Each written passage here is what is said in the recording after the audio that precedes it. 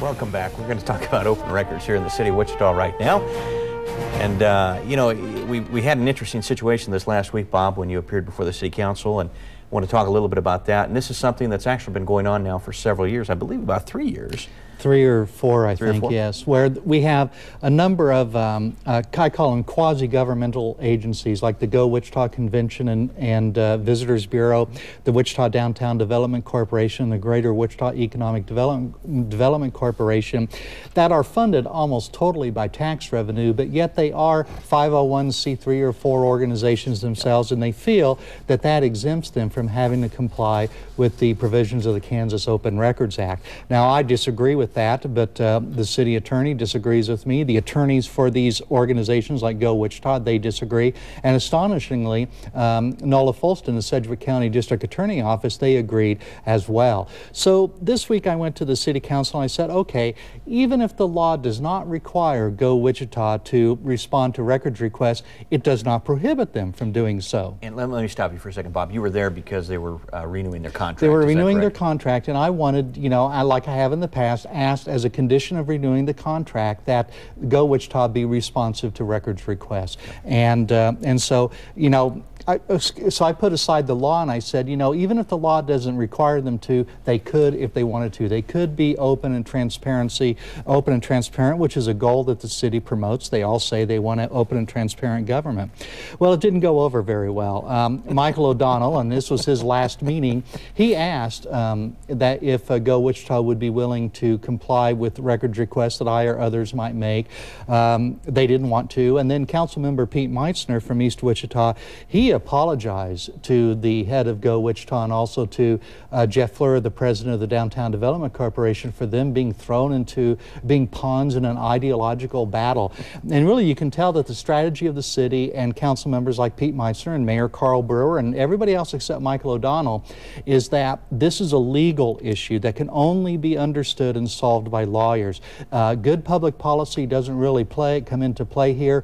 And that was my argument I made the other day. Okay, I'll accept your argument that the law doesn't require them to comply, but they could if they wanted to. Well, I don't agree that the law doesn't require them to comply. First of all, I don't buy that. And Randy, you know, before I get you going on this one, because I know you feel pretty strongly about this as well, you and I are both on the board of directors for the state, for the Sunshine Full Coalition. disclosure. So, yes, so it's pretty obvious where I come down and which side of the argument you'll come down on. But, you know, this is good government. I think this is about good government. This is about being a good democracy, government for the people, by the people, and people should know where their tax dollars are going. Yeah, I don't understand this, Tim, and obviously I'm going to agree with you on that.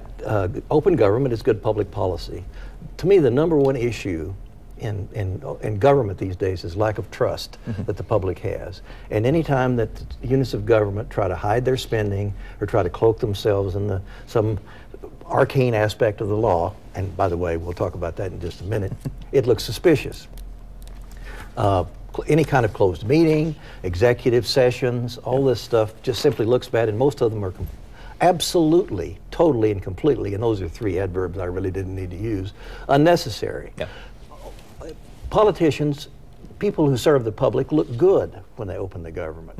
And certainly these quasi-government institutions that survive on public tax money, they would have no hope of survival without public tax money, should account for their spending to the government.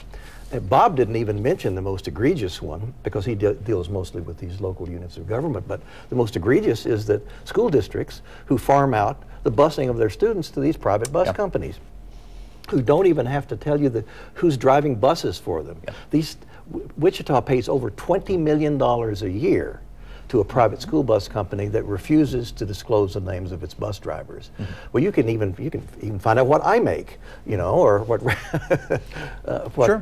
any official of government makes, but you can't find out anything about these bus drivers, and they're entrusted with the safety of our children for many hours a day. And they're paid by taxpayers. It's ludicrous. It just boggles the mind. And for a normally smart and level-headed public employee like Pete Meitzner to get all riled up about this, when a simple question was asked, a very logical simple question, is It just, I don't know. I don't get it. Well, his response was a little surprising to me. He apologized again and was talking about them being made pawns in this whole thing. And you know, they are adults. They are receiving paychecks, and you know, part of a job like that is dealing with the public.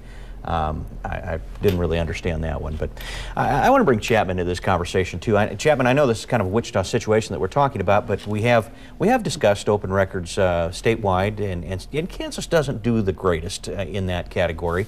I think if you look at some of the rankings that have been done in the past, we're somewhere in the middle of the pack to maybe a little bit below the middle of the pack, and you know, it's an area where I think government can really improve. Absolutely. And I'm kind of in the same corner as you all are about transparency. Mostly I've been beating the drum about campaign finance because I find the dead periods, the reporting, and so on to be just as appalling as this.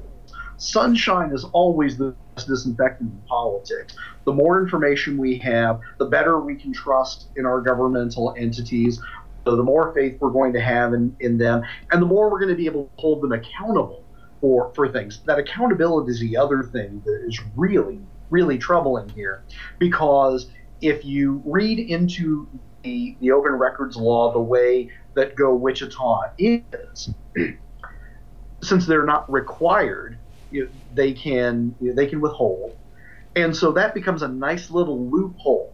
If there's something that government wants to do and it doesn't want it to be publicly known, well, create one of these side entities like Go Wichita, and you basically have a money or activity laundering entity to work through. It creates a very difficult and really troubling loophole against open records and open information.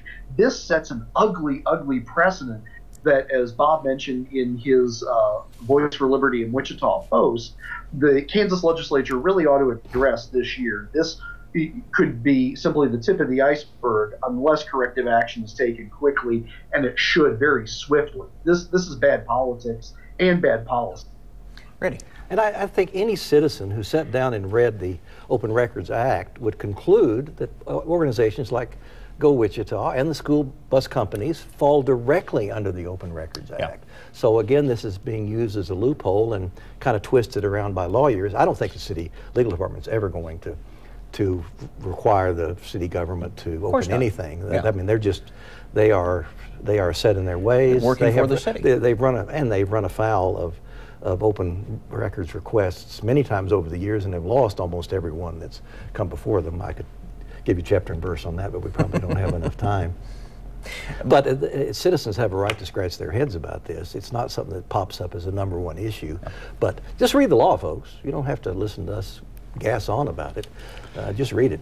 And I think there are some efforts, some bills being drafted for consideration by the legislature this year that will correct some of these deficiencies. There are still many categories of records that are prohibited from being disclosed, and others that can, and I think rightly so, don't need to be disclosed. But the spending of money is very important, I think. One more quick thought. No one's suggesting that Go Wichita is doing anything illegal or devious with the money. Mm-hmm. And I personally think they do a great job. But Susie Alstrand is perfectly capable. She directs some of the tourism efforts, mm-hmm. of taking care of herself, and so is Jeff Fleur. Mm-hmm. And I don't understand why this would raise such hackles on the Wichita City Council. It's obviously a sore spot. Obviously, you know, Bob, and that's one of the things that Bob said. He wasn't accusing them of any wrongdoing. Just wanted to see where the money went.